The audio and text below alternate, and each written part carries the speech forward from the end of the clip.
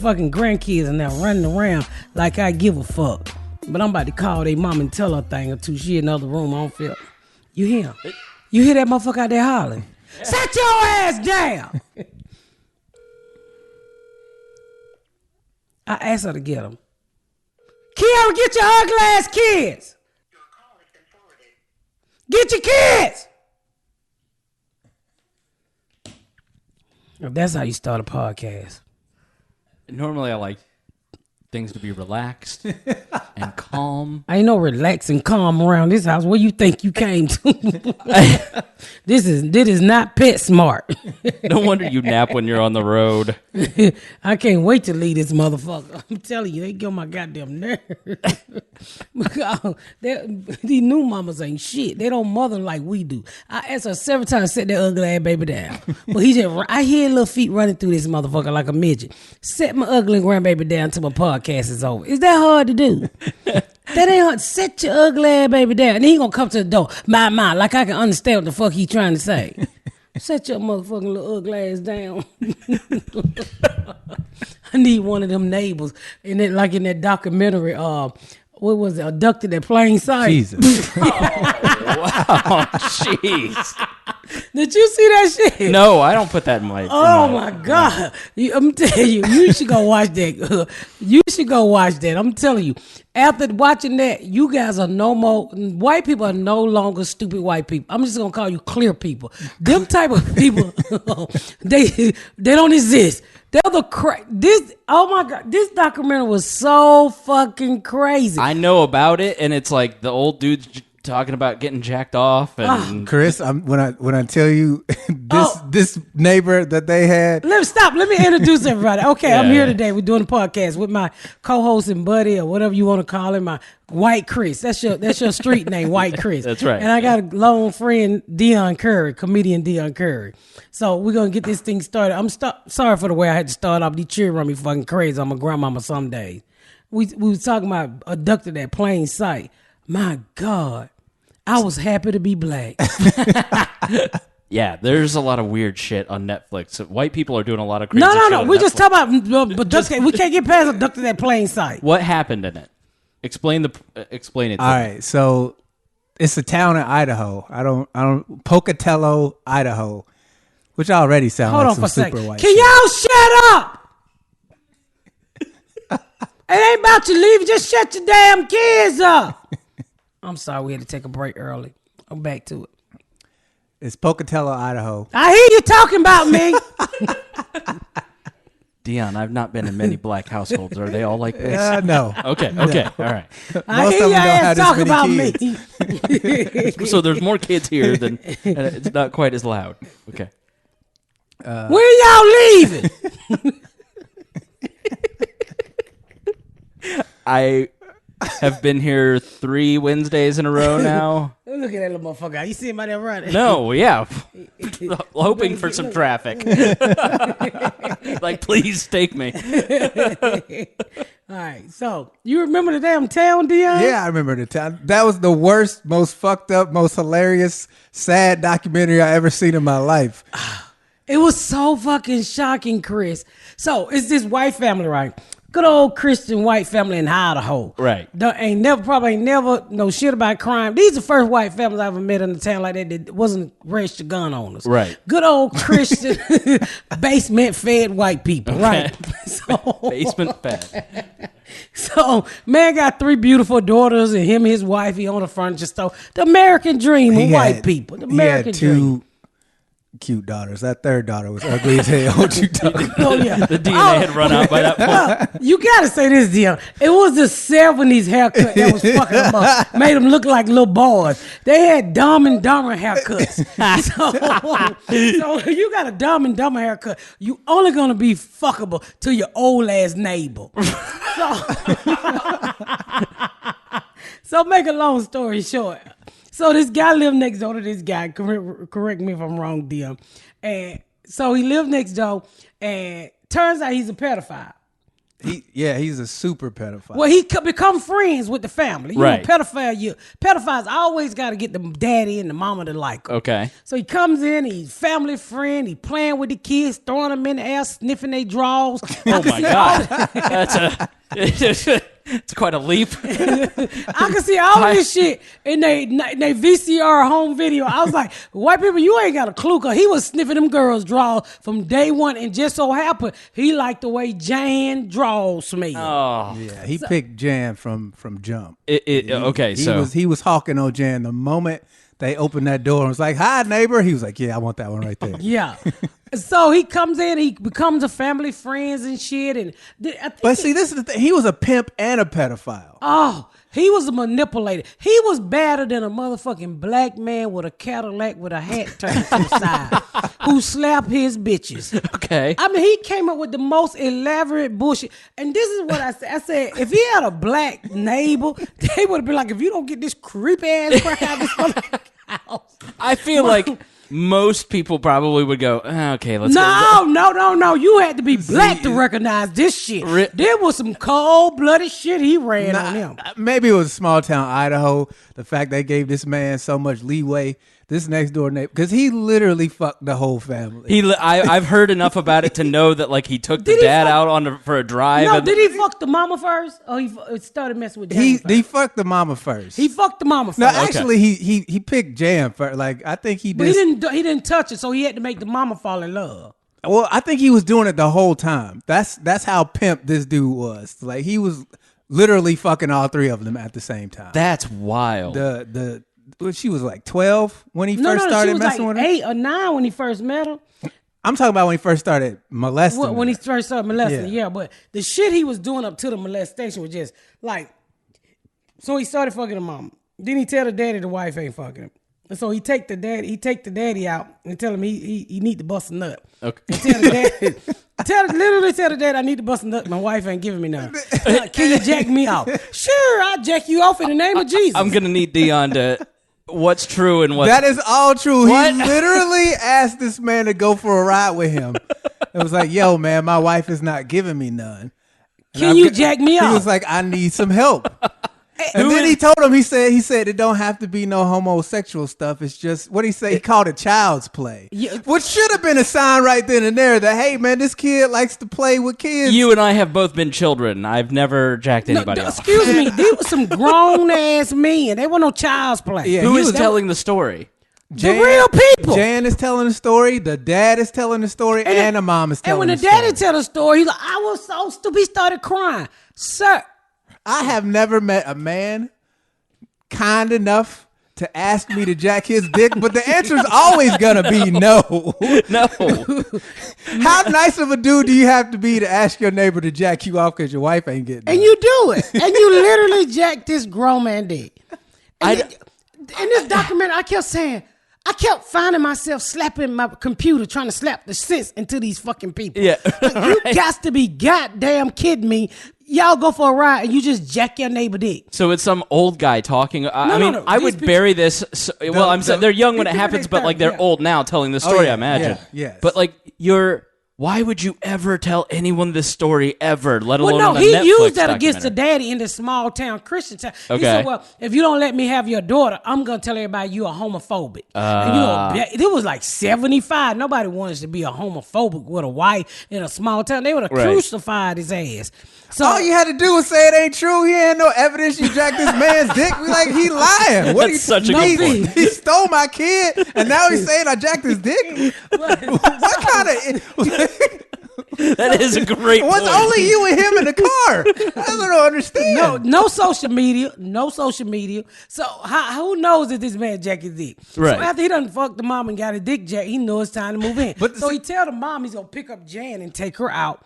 Horseback ride. After her piano ride on a school night. Yeah. Now, how fucking dumb are you? So, okay, I put it back to Idaho. They didn't know no better in Idaho. Right. So you let this creepy motherfucker with the Dumb and Dumber haircut go off with your daughter, who ends up in Mexico. They were gone for 35 days. It took them 5 days. Like, he's a good old Christian man. He gonna come on back here with Jane. Bitch, it been 4 days. And his goofy ass wife next door with the haircut acting like a goddamn thing wrong. She waited 4 days to call the police. 4 days. Then they called the police. He said, well, I done married Jane. 35 days. How old is she at this point? 12. She's 12. What kind of laws do they have in Mexico? Well, you can marry a 12-year-old in the 70s. Jeez. I done married Jane, and we ain't coming back until you tell the FBI I ain't going to jail. I've never seen I don't think it works that way. You don't. I know. Like, we've talked a little bit about white privilege, but you don't have that much white privilege. I'm telling you. So she finally got the FBI involved, right? And this FBI agent, they turned him into Barney Five. He was ready to quit his job. He was so pissed off that they were not helping him solve this case. Right. Because they didn't want to get their nice-ass neighbor in trouble. This is how naive them two parents were. How they didn't go to jail at the end of this story, I do not understand. Honestly. After he go to Mexico and come back, so then he said, the only way I come back if you go, the wife come over and said, well, what was his name? I'm just gonna call him pedophile. He was B. That was his name. B wants you to sign a letter saying, you gave me permission to go off with Jan and to marry her. Yeah, so no, because his wife said, don't press charges on my husband because he's sick, right? They're down in Mexico. He don't kidnap the daughter. Wait, okay. B has a wife? B is Hell married. Yeah, with your kids. B had kids and everything. So B come back from Mexico with the daughter. This bitch got an attitude. She just walk in the house act like ain't that happen. Bitch, I've been worried about you for 35 days. So, yeah. And you gonna have an attitude with me, bitch? You better tell me what kind of vacation you been on. Right. So they write a letter saying, I told B to take her on vacation. Okay, so the FBI, they dropped the charge. This nigga kidnapped her again. Okay. And no, listen. Now this is when you know they crazy. He kidnapped her and enrolled her in private school. The nerve. It was an all-girls Catholic school, so nobody else could fuck her. Little did he know. Catholic school. Oh my God, he enrolled her in school. I said, what fucking kidnapper? What kind of money did he have? Because they this never is the thing, said though. what He actually went to jail for like 10 days. Okay, on what charges? It was kidnapping, and he had a bunch of other charges, but since they didn't want to testify against him, most of the charges got thrown out. Okay. He only spent like 10 days in jail. And his wife never divorced him. Never divorced him. Does she play any role in this? Like, she didn't show up on day 3 and go, hey, have you seen my husband and your daughter? You don't hear a goddamn word from her. Wow. All she do is deliver a message. He gonna need you to drop them charge for fucking B. Yeah. And she go back over her house and bake her American pie. But what really got me is when he started to he told B, pretty much he told this kid who was 9 years old, he put a tape recorder in the room, an old ass tape recorder, and told her she was alien and her pussy was gonna save the world when she have a baby. It wasn't even the human world though. What do you call it? Zeta and Zethra, something like that. 2 made up names starting with a Z. They were aliens and their planet was in trouble. And the only way for she got to give him some pussy and have a baby by him, and her pussy was gonna save the world. And I'm sitting there like, ain't no pussy never save the world. Okay, Mary's pussy saved the world if you believe in Jesus. That's true. Mary pussy. Please, child, please. But anyway, so the little girl, so as she grow older, she's so in love with her, and I can understand. He don't brainwash her. He don't brainwash her parents. This motherfucker go and set the daddy business on fire. But this, as if he hasn't done enough.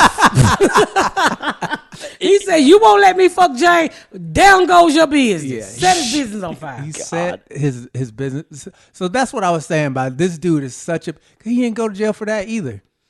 How? Because when he was in jail for like those 10 days, he hired 2 dudes to burn down the business, but they ain't have no evidence of him hiring those people. So those 2 dudes went to prison for it. Not like Jesse Smollett. They didn't red out. Yeah, So did he ever go to jail for anything? Well, let's finish. Okay, after he kidnapped her again. Okay. They put her in Catholic school, and they gone for a while again. Maybe, 6 months? He had to move out of that town. Like he moved to Utah with his brother, Okay. who was a car salesman. Tell him about the dumbass. His brother knew he was a pedophile from jump. Really? Okay. Yes. Well, Said he liked little girls, but he was a car salesman. So he left Idaho and went to Utah to stay with the brother to sell cars. The brother said, "Yeah, I know he liked little girls, but he can sell the shit out some cars." so it's like R. Kelly. The more financial interest you can get out of somebody, the more we'll look the other way. Absolutely. Right. Okay. He was selling the shit out of them cars for his brother to be like, you know what? I don't care if you fuck those little girls. Oh. And no, little girl. And then he come home. Did he go home? Oh no! He talked Jan into getting leaving. So she crawls out. She crawls out the window with him, and she gone for like 6-7 months. And The second time or the third? second time? Okay, second time. He All right. puts her in school and manipulate the parents for over 6 months. And then what was strange to me is that they would sit there and take phone calls for him, and the FBI would be recording them. But I'm like, in 70, y'all couldn't track what this motherfucker was. Y'all just recording these spooky ass phone calls from the phone booth. And tell about how she answered the phone every time he called. B would call. She'd be like, "Oh, hi, B." Just hi. What you mean hi? This man done kidnapped your daughter twice. What you mean hi? Like, nigga, where my kid at? Is she okay? He's about, well, she called me, but I haven't seen her. How the fuck's that 12-year-old, 13-year-old girl gonna be in this world? He hasn't seen her. Like, that would immediately, like, if there weren't enough red flags, you'd go, wait a minute, I thought she was with you. Well, he didn't. Well, technically, she wasn't supposed to be with him. They just said she ran away. Right. Okay. So they lied about that in the beginning too. Okay. After the second kidnapping, I guess she split when he enrolled her in the Catholic school. The parents were telling everybody she went to go live with her grandmother. Okay. For like 3 months, but that was bullshit. Because they hadn't seen her. So what is are the parents just like the weakest people alive and they don't want to... I'm telling you, the dude was super nice. Well, but nobody's that nice. He showed up with Jolly Ranchers or something. He was so manipulative. I've never in my life seen somebody that cold-blooded. Because I just know it's always somebody when I was coming up. You forgot to tell him about the therapist. The made up therapist. The therapist said, so he go to this therapist, right? And they figure out he's a pedophile, like a priest. So he said, okay, you gotta to heal you, we're gonna need you to listen to these tapes, little tapes, and the tape record, audio, and lay next to your person you want to molest. So he comes and tell the mama, well, the only way I'm gonna be healed because I like little girls is lay next to Jan and listen to these motherfucking video, these tapes. I would have said like a high risk strategy. He did it for 4 days a week for 6 months. And she wakes up with her underwear down. While they upstairs sleeping in the bed, they have a 40-year-old man downstairs in the basement listening to spooky ass tapes talking about these are the birds and the bees. I would have been like, like Calm, the Calm app. Yeah. Dude, I would have been like, if the therapist told you to listen to them tape, well, give me them tapes so I can jig them up your ass, and they'll be forever on replay, bitch. You have to be the dumbest motherfucker. He built a wall in the basement of their house to separate because the two little girls. Jan and her sister shared the same room. So to get Jan by herself, he built the fucking wall in their house. I have to watch this because it doesn't even sound real. Like he was nice. Had to be Mormon nice. You know what? It was. I was there the whole time with because somebody told me to watch it, and I was like, I don't want to watch nothing scary. And they said, no, mama, it will make your mouth go, what the fuck? Right. And I was like, I've never met anybody this stupid.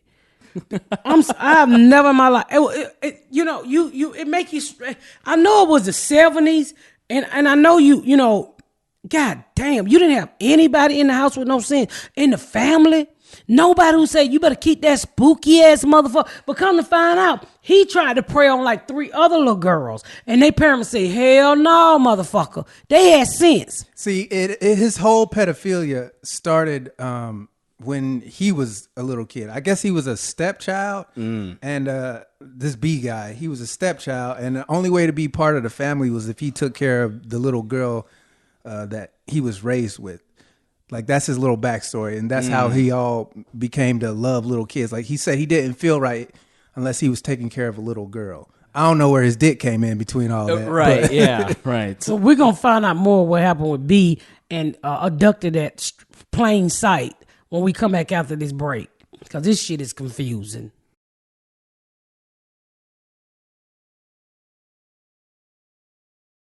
So you said we B, back at it, y'all. So B was I don't know if he was adopted or a half brother to the brother in the show, but I remember them saying that his brother said that he was always taking care of little kids. Okay. Because he was ostracized from the family because they weren't his biological parents. Okay. And so the only way for him to be a part of the family was when he was taking care of that little girl who happened to be sick. Get out of here. Now that was a child that just walked in. It was not a goose. It was not a coyote that came in. That was a small child that just wanted to say hi. That was a 7-year-old. She did not want to say hi. I told her I'm doing my podcast. Don't be interrupting me. You remember when we started this, Deon, and she said, I need one of those neighbors, like the Abducted in Plain Sight neighbor. Jeez. I changed my mind after sharing the story. That was just a joke. I'm bullshit. I don't need that kind of neighbor. I beat his ass. So towards the end, she grows up. She get in high school and she started to date a guy, and she's still thinking she on this mission to save the world with a vagina. And so the mission, she had to have a kid by the time she was 16. Yeah. Oh, okay. So he according to her. the tape recordings of the aliens. So did he make the tape recording? Yeah, there was. It's not even. He didn't even change his voice, Chris. Why would I was thinking? Maybe there was some tape circle or some creepy group of guys in Idaho. You gotta have a baby by the man in the living room. He didn't even change his voice. He didn't even see. This is the fucked up. He didn't even use the aliens to make her fall in love. He just scared her. Okay. Right. Our planet is gonna die. A planet she never heard of. Right. There's no evidence that it exists, but she's 12. So it's like AOC. Yeah. Like if we don't So she ended up getting in high school. Well, she turned out to be a really pretty person. Okay. And it looked like she went. Anytime you've been violated or been through what this kid has gone through, and we sitting there laughing, but that's just the strangest shit I ever heard in my life. She ended up going to high school, and once she got to high school, she finally told her best friend. And the best friend was like, that's some bullshit. Zeta and Xena don't.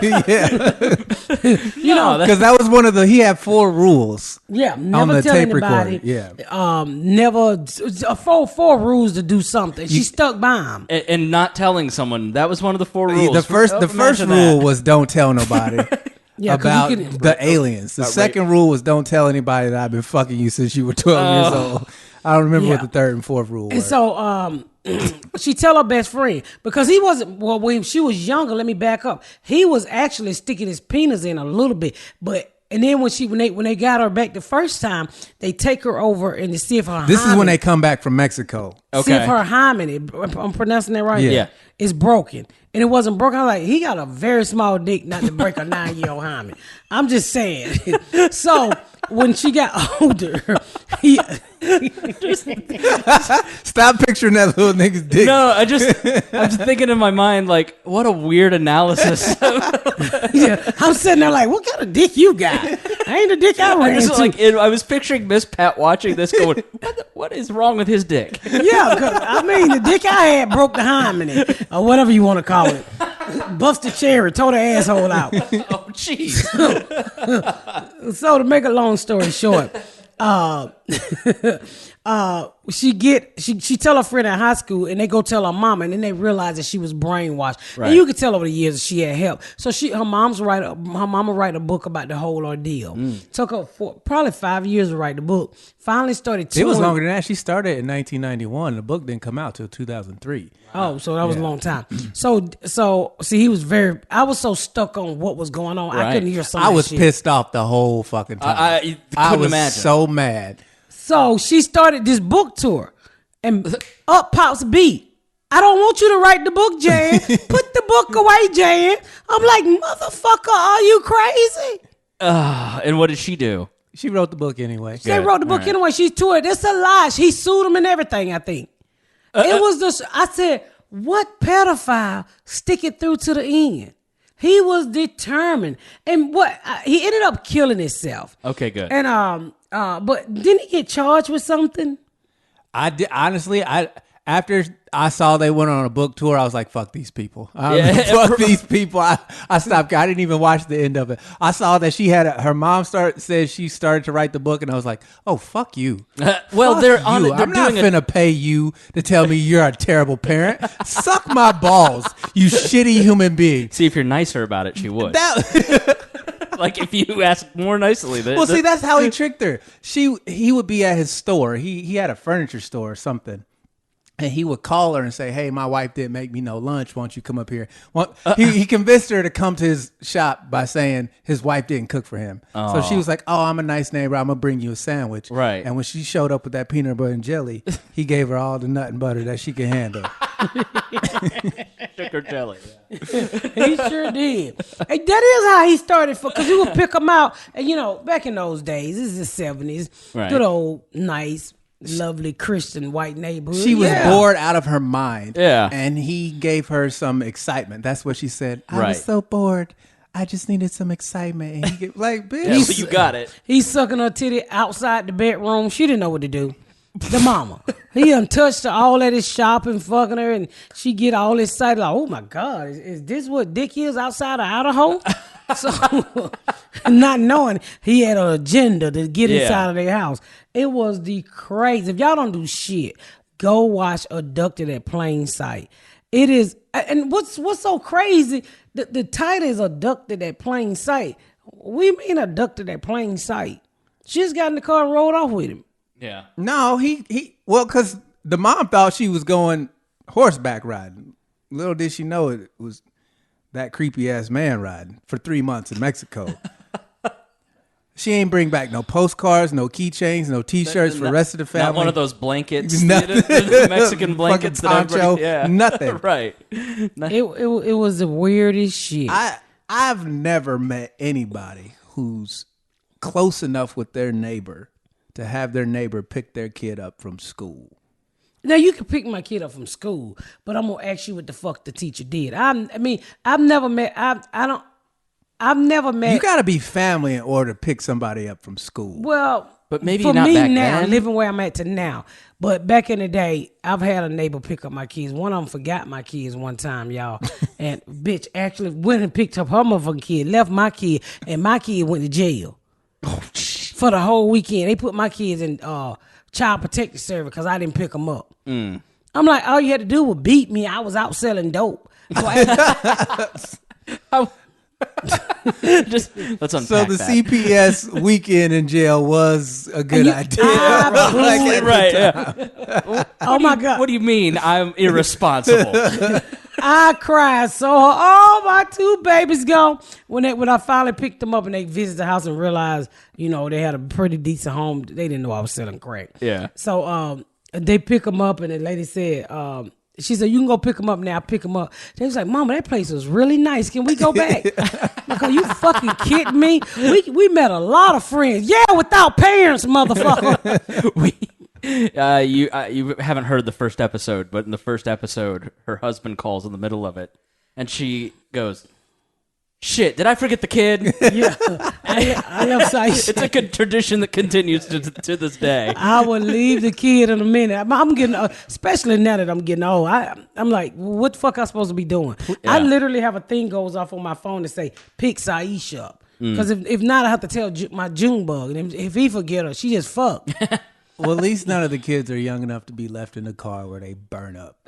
Because it's about to be summertime, and I'm going to need you to remember you got kids in the back seat. That's the last thing you need to go to jail for. You would never have to worry about me leaving a kid in the car because they don't go no fucking well with me. It's a good strategy. Yeah, because if they go somewhere with you, you got to feed them over. You got to talk to them. You got to act like you care. They gonna stay their monkey ass in this house where it's cheaper and eat them fucking 30 freeze pop. You get 30 for $1. Right, yeah. Yeah. Like the plastic tube with the... Yeah, that's what they eat. I don't got time for that shit. You ain't hauling up in my car. You take these kids out, and by the time you get to the movie theater, even if you do that Negro shit and you throw that shit in your book bag and pocketbook, by the time you pay admission, you still out of you still out of $75. Right. So I'm like, no, I can't do that. I don't fuck with no kids. They keep them at the house. They cost too much. Yeah, TV. I don't have that kind of money to feed them outside the house. What about their birthday? Like Chuck E. Cheese? Is that out of the question? I wonder. No. Birthday parties, I stopped birthday parties. Birthday parties cost too much. Okay. So I literally go and buy some cupcakes. Did you know it was your birthday? Right. It says, did you know you're the... Okay. Yeah, I tell them, did you know it was your birthday? Oh. Happy birthday. And then last year, I didn't buy anybody anything. We all have birthdays. Nobody get me shit for my birthday at the bottom. Just pull it. It's unlocked. Yeah. Just pull it from the bottom. Well, we gotta start wrapping this up. We're almost out of time. Yeah, because this is just a 30-minute podcast. Yeah. I want to thank y'all for tuning in. Make sure y'all tune in to more episodes because here we be talking nothing but shit. And go out, steal your friend passcode for Netflix and watch that crazy-ass clear show called Abducted at Plain Sight. Y'all, I've been Miss Pat.